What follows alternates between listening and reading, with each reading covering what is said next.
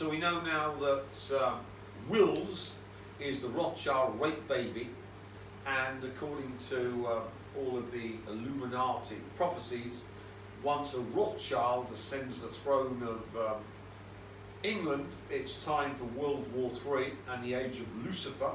And of course we know that he married a Rothschild sow, Middleton, who since has gone, and we're on version 2, 3, 4, 5 or 6. Any idea which version we're on with the Middleton? No, There's Jacob Rothschild, who was slaughtered by yours truly, ganked. There's Nathaniel Rothschild, who's not long for the world. There's Nicky Hilton Rothschild, married to James Rothschild, who's not long for the world.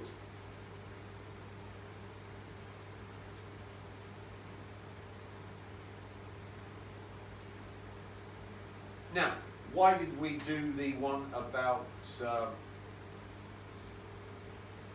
eating aliens? Because all the Rothschilds are simply interdimensional vehicles, the bloodline where interdimensional filth inhabit the Rothschild family.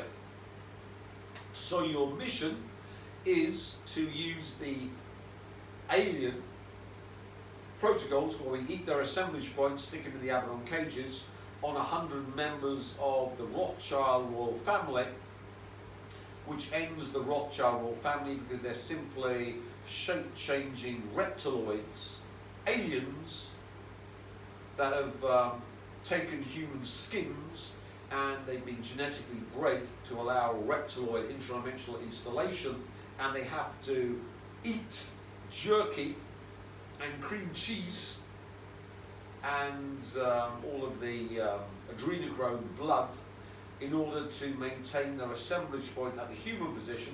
But when they don't, they turn back into what they are, which are the old reptiloid interdimensional installation. They've been genetically engineered to allow reptiloids, which is the bilocated reptiloid from the reptiloid ruling class, to inhabit Ashkenazi vessels. So here we simply use all the protocols of the Rothschild royal family, including the so-called Antichrist with his bloodline. Well, you got one there to be consumed. Let's be honest, if she's good enough for Epstein, she's good enough for us. More of them, more of them. Oh, there we are. I don't know what Middleton that is. 7 days ago. Was that Middleton 3 or Middleton 4? And are commemorating a major miracle. So these need to be eaten, and of course then you use the diabolical sex magic on the entire family.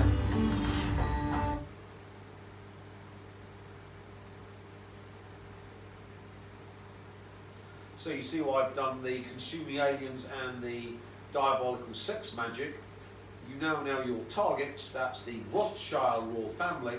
So we now know that World War III is here because the Rothschild has ascended the throne of England with the Rothschild sow, Middleton 2, 3, 4, 5 or 6. And he promised the minions, all of you heads of intelligence agencies, that yours truly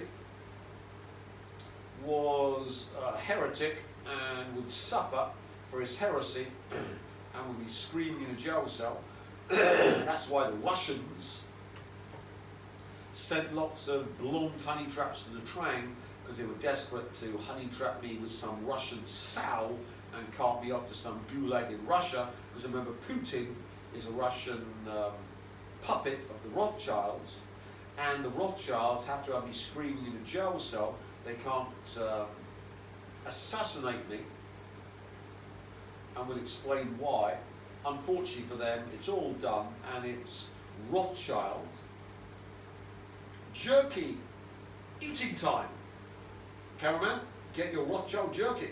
Well, we've got a lot of these A-listers are possessed by interdimensional filth, so you can eat their assemblage point and take them off to the dungeon for diabolical sex. And we know the top miscreants. We've got this one. There we are, the former Queen Witch of the Illuminati. We've got her replacement. There we go. We've got the black version. We've got the child-eating witch, Gaga. The list goes on. Maria Abramovich and. So, your mission is to use the alien-eating protocols on every A-lister on the planet and every Rothschild royal family on the planet, and then have your wicked way using diabolical sex and magic on them in the dungeon.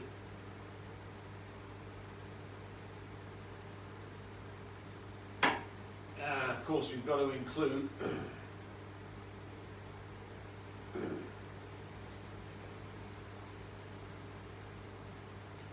this one.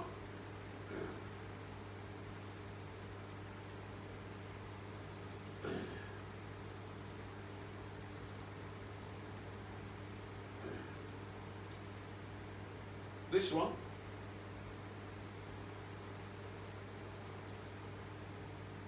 This one.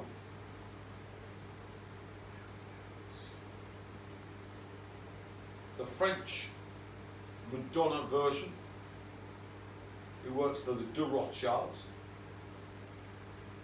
That one.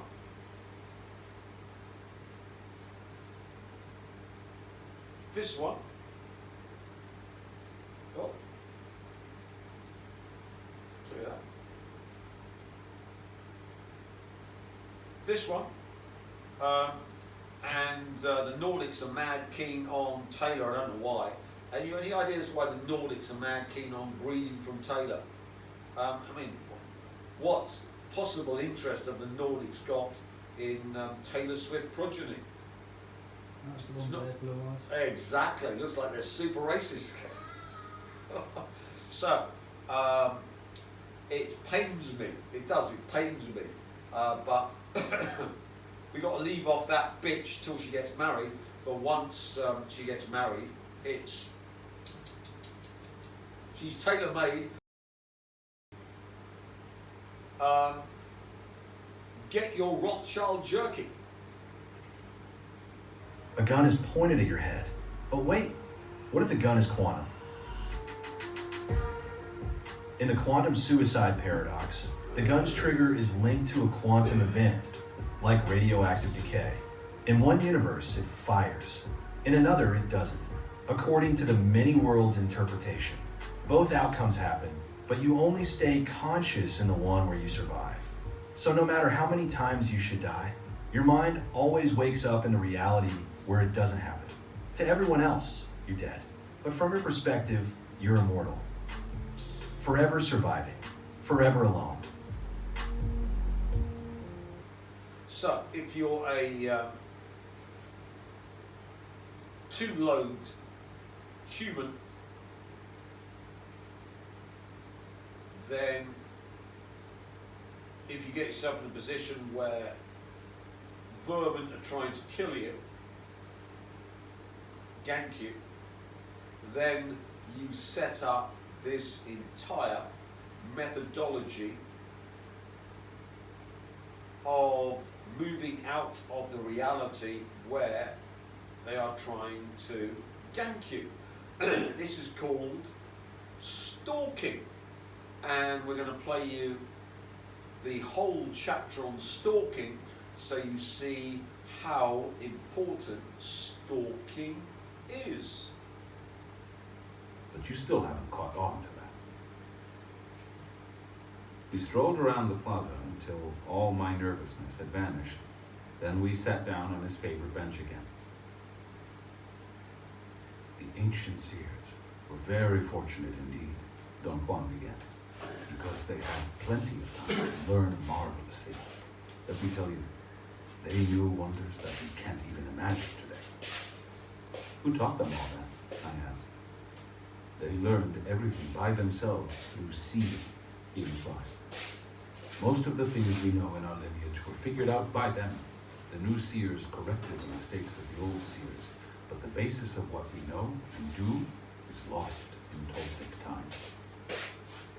He explained, one of the simplest and yet most important findings from the point of view of instruction, he said, is the knowledge that man has two types of awareness. The old seers called them the right and the left side of man. The old seers figured out, he went on, that the best way to teach their knowledge was to make their apprentices shift to the left side, to a state of heightened awareness. Real learning takes place there. Very young children were given to the old seers as apprentices, Don Juan continued, so that they wouldn't know any other way of life. Those children, in turn, when they came of age, took other children as apprentices. Imagine the things they must have uncovered in their shifts to the left and to the right, after centuries of that kind of concentration. I remarked how disconcerting those shifts were to me. He said that my experience was similar to his own. His benefactor, the Nagual Julian, had created a profound schism in him by making him shift back and forth from one type of awareness to the other.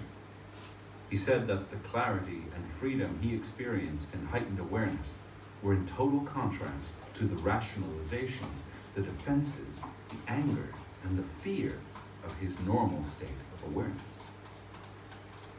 The old seers used to create this polarity to suit their own particular purposes. With it, they forced their apprentices to achieve the concentration needed to learn sorcery techniques. But the new seers, he said, use it to lead their apprentices to the conviction that there are unrealized possibilities in man. The best effort of the new seers, Don Juan continued, is their explanation of the mystery of awareness. They condensed it all into some concepts and actions which are taught while the apprentices are in heightened awareness. He said that the value of the new seer's method of teaching is that it takes advantage of the fact that no one can remember anything that happens while being in a state of heightened awareness. This inability to remember sets up an almost insurmountable barrier for warriors who have to recollect all the instruction given to them if they are to go on. Only after years of struggle and discipline can warriors recollect their instruction. By then, the concepts and the procedures that were taught to them have been internalized and have thus acquired the force the new seers meant them to have.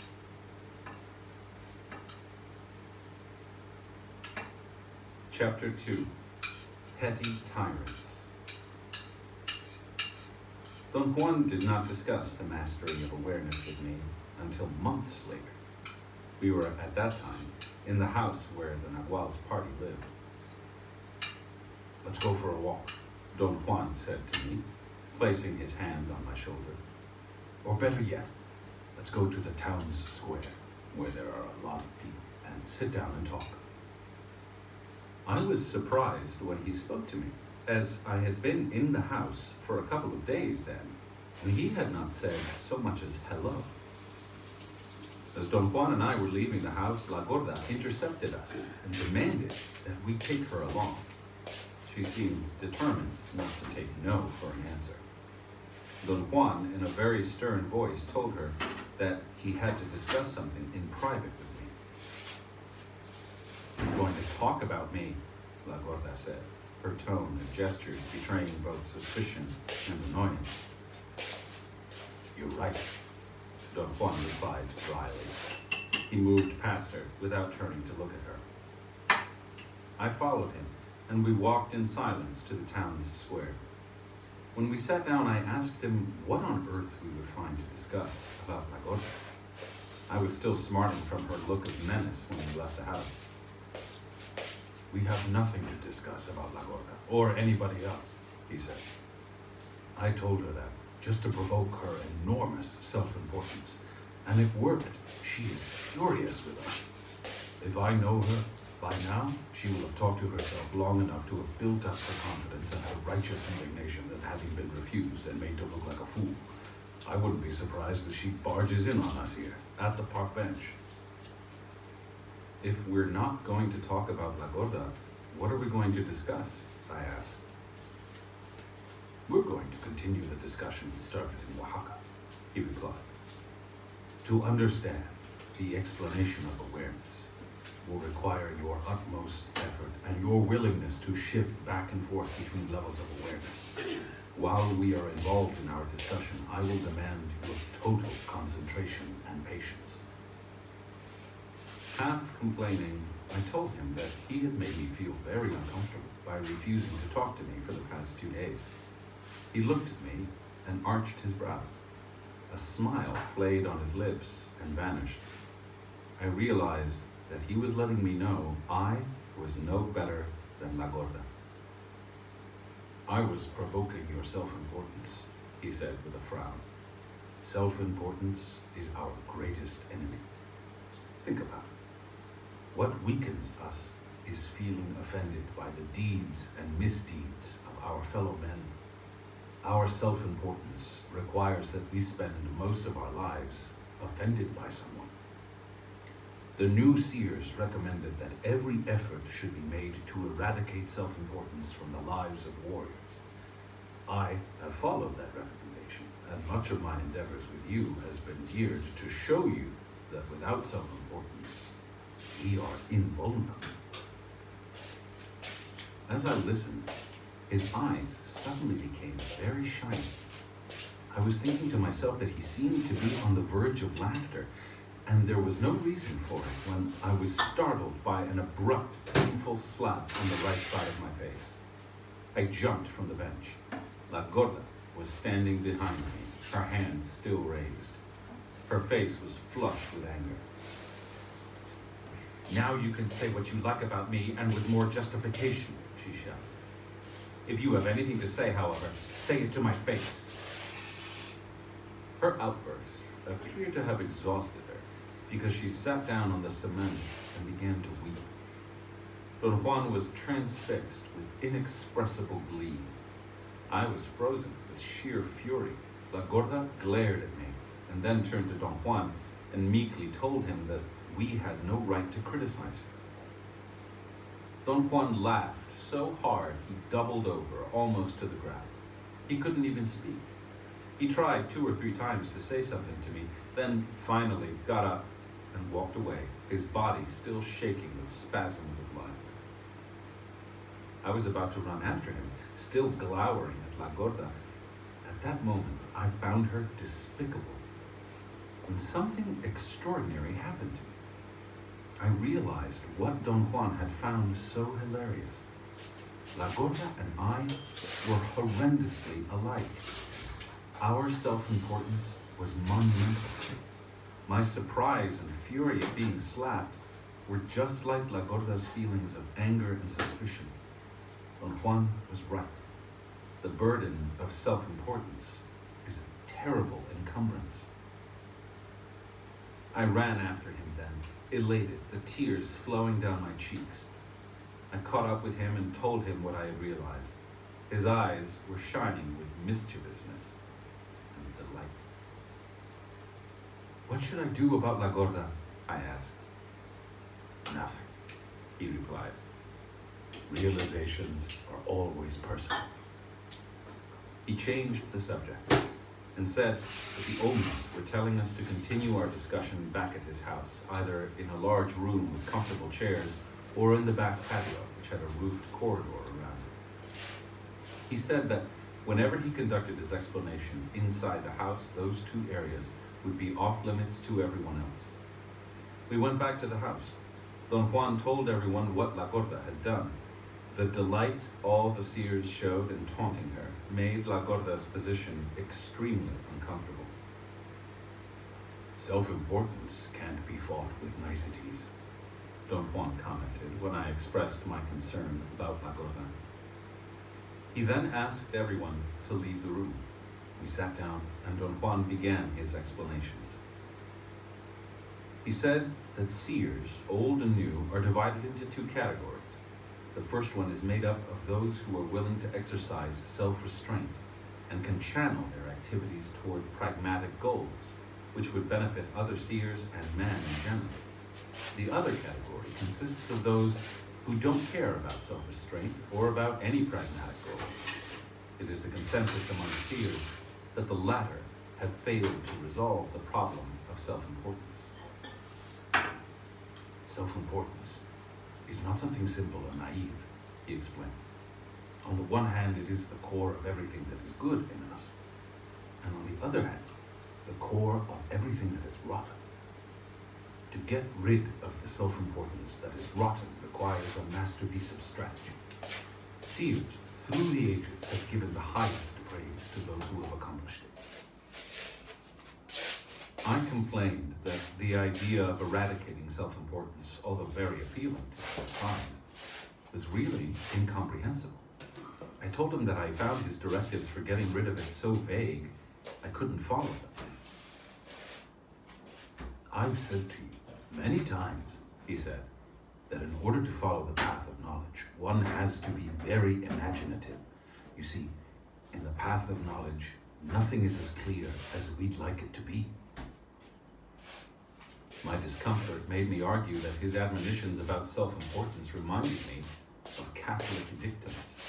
After a lifetime of being told about the evils of sin, I had become callous. Warriors fight self-importance as a matter of strategy, not principle, he replied. Your mistake is to understand what I say in terms of morality. I see you as a highly moral man, Don Juan, I insisted. You've noticed my impeccability, that's all, he said. Impeccability, as well as getting rid of self-importance, is too vague a concept to be of any value to me, I remarked. Don Juan choked with laughter, and I challenged him to explain impeccability. Impeccability is nothing else but the proper use of energy, he said. My statements have no inkling of morality. I've saved energy, and that makes me impeccable. To understand this, you have to save enough energy yourself. We were quiet for a long time. I wanted to think about what he had said. Suddenly, he started talking again. Warriors take strategic inventories, he said. They list everything they do. Then they decide which of those things can be changed in order to allow themselves a respite in terms of expending their energy. I argued that their list would have to include everything under the sun. He patiently answered that the strategic inventory he was talking about covered only behavioral patterns that were not essential to our survival and well-being. I jumped at the opportunity to point out that survival and well-being were categories that could be interpreted in endless ways. Hence, there was no way of agreeing what was or was not essential to survival and well-being. As I kept on talking, I began to lose momentum. Finally, I stopped because I realized the futility of my arguments. Don Juan said then that in the strategic inventories of warriors, self-importance figures as the activity that consumes the greatest amount of energy, hence their effort to eradicate it. One of the first concerns of warriors is to free that energy in order to face the unknown with it, Don Juan went on. The action of rechanneling that energy is impeccability. He said that the most effective strategy was worked out by the seers of the conquest, the unquestionable masters of stalking. It consists of 6 elements that interplay with one another. 5 of them are called the attributes of warriorship: control, discipline, forbearance, timing, and will. They pertain to the world of the warrior who is fighting to lose self-importance. The 6th element, which is perhaps the most important of all, pertains to the outside world and is called the petty tyrant. He looked at me as if So you must have wondered why I totally destroyed the Rothschild plans. Rothschild royal family, gloat, fuck up their reality, crush them like fleas, make their enemies have no effect on reality. Because if they rule the West, which they do, they're the ultimate illusory petty tyrants for my spiritual development. So the Rothschilds have made me the super being that I am, and they of course will suffer the fate of all illusory petty tyrants. They're going to be totally and utterly ganked. Let's continue. Whether or not I had understood. I'm really mystified, I said. You keep on saying that La Gorda is the petty tyrant of my life. Just what is a petty tyrant? A petty tyrant is a tormentor, he replied. Someone who either holds the power of life and death over warriors, or simply annoys them to distraction. Don Juan had a beaming smile as he spoke to me.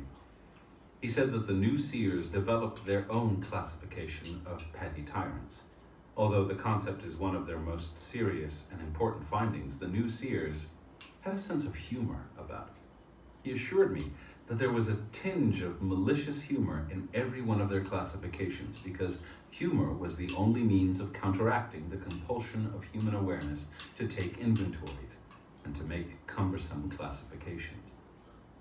The new seers, in accordance with their practice, saw fit to head their classification with the primal source of energy, the one and only ruler in the universe, and they called it simply the tyrant.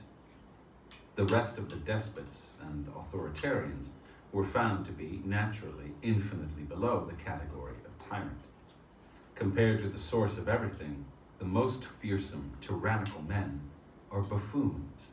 Consequently, they were classified as petty tyrants, pinches tiranos. He said that there were two subclasses of minor petty tyrants. The first subclass consisted of the petty tyrants who persecute and inflict misery, but without actually causing anybody's death. They were called little petty tyrants, pinches tiranitos. The second consisted of the petty tyrants who are only exasperating and bothersome to no end. They were called small fry petty tyrants, repinches tiranitos, or teensy weensy petty tyrants, pinches tiranitos chiquititos. I thought his classifications were ludicrous. I was sure that he was improvising the Spanish terms. I asked him if that was so. Not at all, he replied with an amused expression. The new seers were great ones for classifications. Genaro is doubtless one of the greatest. If you'd observed him carefully, you'd realize exactly how the new seers feel about their classifications. He laughed uproariously at my confusion when I asked him if he was pulling my leg. I wouldn't dream of doing that, he said, smiling. Genaro may do that, but not I, especially when I know how you feel about classifications. It's just that the new seers were terribly irreverent. He added that the little petty tyrants are further divided into 4 categories. One that torments with brutality and violence, another that does it by creating unbearable apprehension through deviousness, another which oppresses with sadness, and the last which torments by making warriors rage. La Gorda is in a class of her own, he added. She is an acting, small fry petty tyrant. She annoys you to pieces and makes you rage. She even slaps you. With all that, she is teaching you detachment. That's not possible, I protested. You haven't yet put together all the ingredients of the new seer's strategy, he said. Once you do that, you'll know how efficient and clever is the device of using a petty tyrant. I would certainly say that the strategy not only gets rid of self-importance, it also prepares warriors for the final realization that impeccability is the only thing that counts in the path of knowledge. He said that what the new seers had in mind was a deadly maneuver in which the petty tyrant is like a mountain peak, and the attributes of warriorship are like climbers who meet at the summit. Usually only 4 attributes are played, he went on. The 5th, will, is always saved for an ultimate confrontation when warriors are facing the firing squad, so to speak. Why is it done that way? Because will belongs to another sphere, the unknown. The other 4 belong to the known, exactly where the petty tyrants are lodged. In fact, what turns human beings into petty tyrants is precisely the obsessive manipulation of the known. Don Juan explained that the interplay of all the 5 attributes of warriorship is done only by seers who are also impeccable warriors and have mastery over will. Such an interplay is a supreme maneuver that cannot be performed on the daily human stage. 4 attributes are all that is needed to deal with the worst of petty tyrants, he continued, provided, of course, that a petty tyrant has been found. As I said, the petty tyrant is the outside element, the one we cannot control, and the element that is perhaps the most important of them all. My benefactor used to say that the warrior who stumbles on a petty tyrant is a lucky one. He meant that you're fortunate if you come upon one in your path, because if you don't, you have to go out and look for one. So you see, I went out to look for one. The Rothschild royal family. You're my torture beasts, and you've turned me into the God Emperor. Thank you, cunt cells. Now let's continue. Explained that one of the greatest accomplishments of the seers of the conquest was a construct he called the 3-phase progression. By understanding the nature of man, they were able to reach the incontestable conclusion that if seers can hold their own in facing petty tyrants, they can certainly face the unknown with impunity. And then they can even stand the presence of the unknowable. The average man's reaction is to think that the order of that statement should be reversed, he went on. A seer who can hold his own in the face of the unknown can certainly face petty tyrants. But that's not so. What destroyed the superb seers of ancient times was that assumption. We know better now. We know that nothing can temper the spirit of a warrior as much as the challenge of dealing with impossible people in positions of power. Only under those conditions can warriors acquire the sobriety and serenity to stand the pressure of the unknowable.